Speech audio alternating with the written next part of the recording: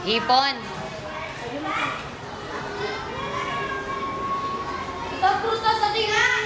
Putol kimbabaw na, madam. Kasoy. Ali, madam. O anong prutas daw yung may buto sa taas? Ay, madam. Hindi ba? Kapulelo, madam. Kasoy nga. Hindi. Ano daw yung... Ha? Balubad, madam. Anong balubad? Ano yung balubad? Ha? Na, madam. Yung ginagawang walnut, hindi ba kasoy? Masita? Mama ko? Tagalog na, Tagalog pa. Nan yung balubad in Kapampangan niya. Oo, madam. Oh, gusto ko. Tama ako. Ikaw talaga, Archie.